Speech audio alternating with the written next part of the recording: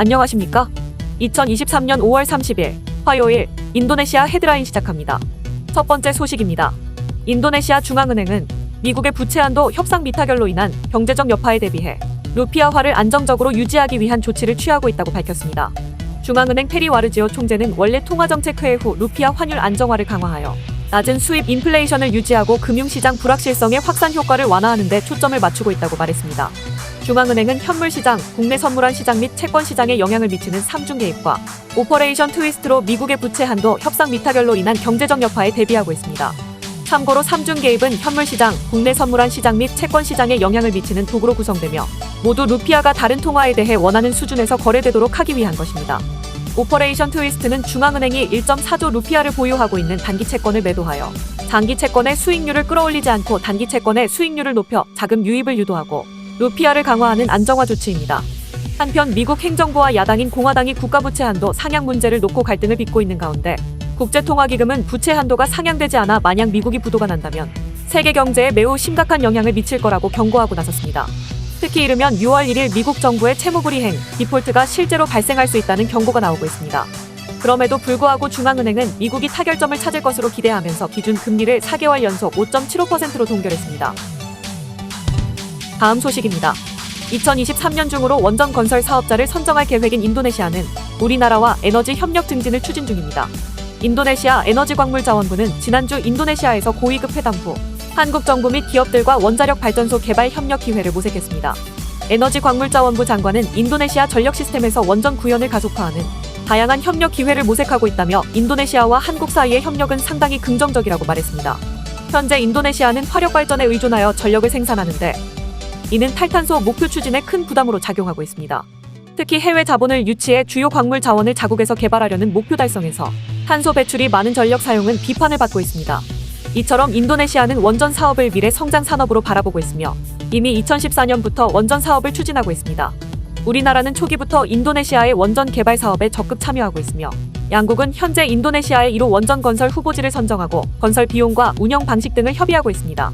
특히 우리나라는 원전 건설 기술과 자금을 제공할 수 있는 유력한 후보국으로 꼽히며 이미 원전 건설을 위한 컨설팅과 원전 교육기관에도 지원을 하고 있습니다.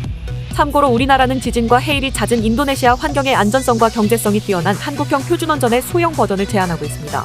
한편 인도네시아는 2030년까지 10개의 원전을 건설할 계획이며 2032년까지 상업 운전을 가속화하여 원전의 상업 운영 용량을 늘리려고 합니다.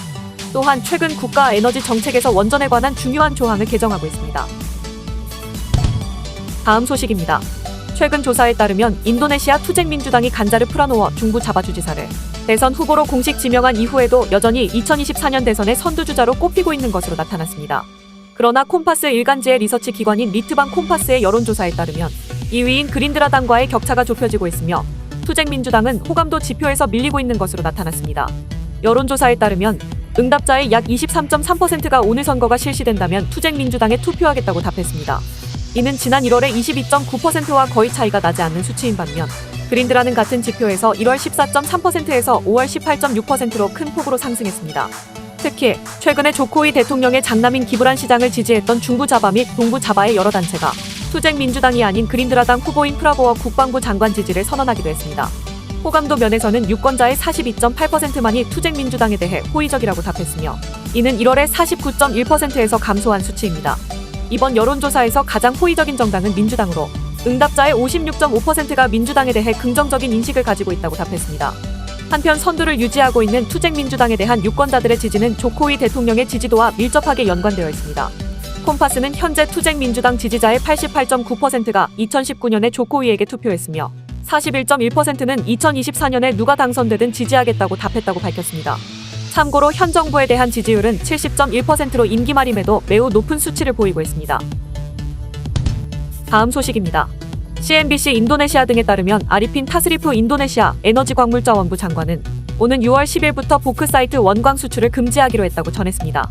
하지만 구리와 철광석, 납, 아연, 구리정광에서 나오는 양극점물 등은 내년 5월까지 수출이 가능하며 이들 광물을 재련할 수 있는 시설이 아직 갖춰지지 않은 상태에서 수출을 조기에 금지하면 일자리가 사라지고 국가의 수입도 줄 수 있어 이같이 수출을 허용한다며 대신 수출세를 물릴 계획이라고 밝혔습니다.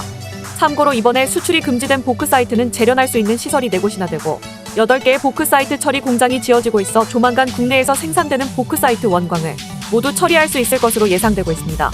특히 보크사이트 원광 수출을 금지할 경우 지금보다 19억 달러의 부가가치를 더 얻을 수 있을 것으로 평가되고 있습니다.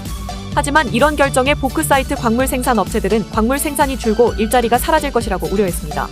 인도네시아 보크사이트 철광석 협회 회장은 인도네시아에서 생산하는 보크사이트 양은 3천만 톤이지만 보크사이트 공장 한 곳에서 처리할 수 있는 양은 600만 톤에 불과하다며 만약 국내에서 처리할 수 없으면 생산량을 줄여야 해 일자리가 사라지게 될 것이라고 말했습니다. 또한 현재 8개의 보크사이트 재련 공장이 건설 중이라고 하지만 대부분 시설 용지만 있고 제대로 진행되지 않고 있다고 주장했습니다. 한편 원자재가 풍부한 인도네시아는 국내에서 재련 산업을 키워 광물 형태보다 가격이 높은 중간재 상품 형태로 수출하겠다는 전략으로 광산법을 개정, 광물 형태의 수출을 순차적으로 금지하기로 했습니다. 이에 따라 2020년부터 차량용 배터리 핵심 소재인 니켈의 원광 수출이 금지됐으며 올해 6월부터 보크사이트, 이후에는 주요 광물들도 순차적으로 수출이 금지될 예정입니다. 다음 소식입니다.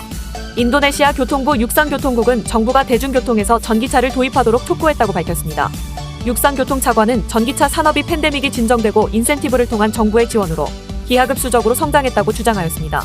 참고로 인도네시아 정부는 2030년까지 여러 도시에서 전기 대중교통 이용에 대한 시범 프로젝트를 실시할 예정이며 2045년에는 전국의 모든 대중교통이 전기로 구동되는 것을 목표로 하고 있습니다.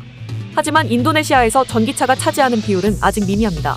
2022년 기준으로 인도네시아의 전기차 등록 대수는 약 1만 대이며 이는 인도네시아 전체 자동차 등록 대수의 약 0.1%에 해당합니다. 인도네시아 정부는 2025년까지 대중교통의 50%를 전기차로 교체하는 계획을 발표했지만 이 계획이 실현될지는 아직 미지수입니다.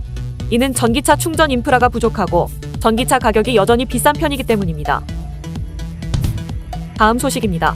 인도네시아 이민국은 투자자 비자를 소지한 외국인에 대한 체류 허가 발급을 평가할 것이라고 밝혔습니다.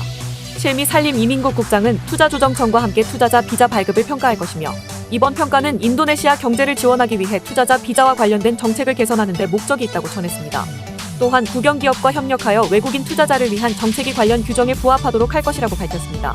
특히 이번 평가에는 골든 비자도 포함될 것으로 예상되고 있습니다. 참고로 골든 비자는 외국인 투자자와 은퇴자를 위한 비자 정책으로 투자 금액과 유형에 따라 자격이 달라지지만 기존의 비자보다 더 편해지고 유용해질 것으로 예상되고 있습니다. 골든 비자는 조코위 대통령이 강하게 추진하고 있는 정책이며 외국인 직접 투자를 늘리기 위해서는 비자부터 개선되어야 한다고 말했습니다. 한편 법무인권부 장관은 골든 비자 정책은 신중한 연구를 수행하고 다른 국가와 비교한 후 시행해야 한다고 말했습니다. 다음 소식입니다. 산디아가 관광창조경제부 장관은 2023년 인도네시아 관광 부문에서 기존 60억 달러에서 100억 달러의 외화 수익을 목표로 상향 조정하였다고 밝혔습니다. 이어 올해 1분기 외국인 관광객 방문자 수가 225만 명을 기록했다는 점을 고려할 때 목표를 달성할 수 있을 것으로 확신한다고 말했습니다. 또한 장관은 올해 850만 명의 관광객 유치를 위해 가장 집중하는 분야는 직항 노선을 늘리는 것이라며 중국과 인도를 포함해 직항 노선 개설 추진에 노력할 것이라고 전했습니다. 만약 직항 노선이 더 늘어날 경우 올해 관광 외환 수입이 정부의 목표치를 상회할 것으로 예상된다고 덧붙였습니다. 참고로 코로나 사태 이전인 2019년 인도네시아를 방문한 외국인 관광객은 1,610만 명이었기 때문에 여전히 코로나 이전으로 회복되지는 못했습니다. 한편 올해 창조경제 부문의 기여도가 264억 6천만 달러에 달하고 1조 2,790억 루피아의 경제적 부가가치를 창출하며 관광 및 창조경제 부문에서 4,500만 개의 새로운 일자리를 창출하는 것을 목표로 하고 있습니다. 시청해주셔서 감사합니다. 다음 시간에 뵙겠습니다.